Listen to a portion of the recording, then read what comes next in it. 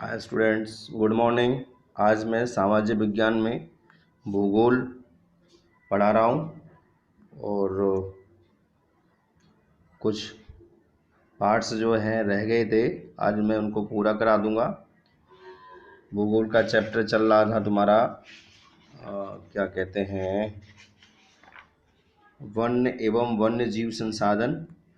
मैंने ये सारे पढ़ा दिया था। ये आज आपको मैं पढ़ाऊँगा यहाँ से। कल रक्षित वन और वर्गीकृत वन ये सब पढ़ा दिया था। आज पढ़ाऊँगा समुदाय और वन संरक्षण, कि किस तरह से समुदायों ने मिलकर के वनों को संरक्षण किया था, वहाँ के जीव जंतुओं को संरक्षित किया था।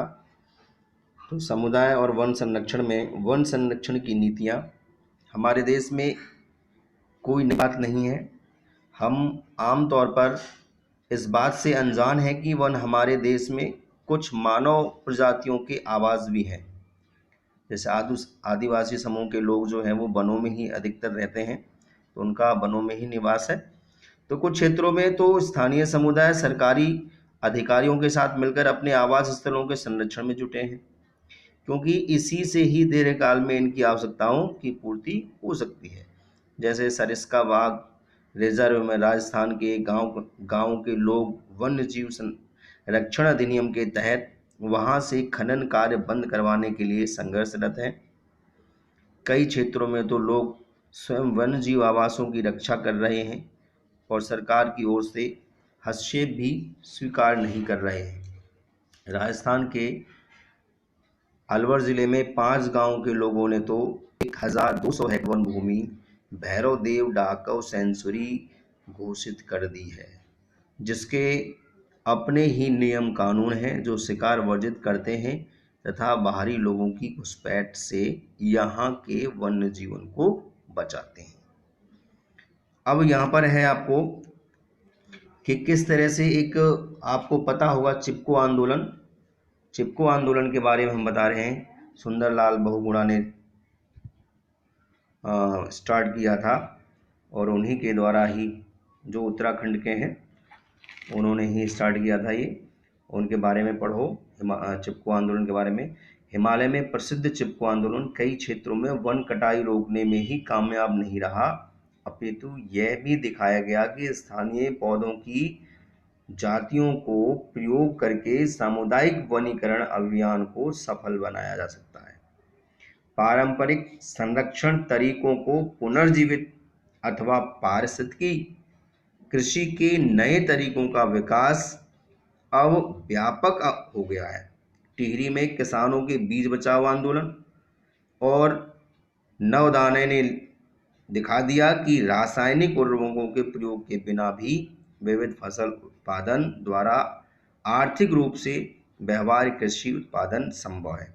तो चिपको आंदोलन के बारे में इतना ही बताया है, लेकिन मैं आपको बता रहा हूँ कि चिपको आंदोलन सुंदरलाल बहुगुणा ने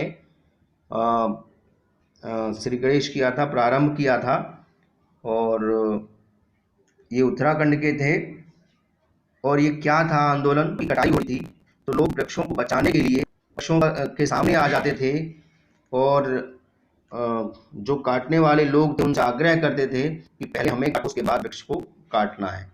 तो ये वृक्ष, इस तरह से ये चिपको आंदोलन था, यानी कि पर्यावरण को रोकने के लिए ये आंदोलन चलाया गया था।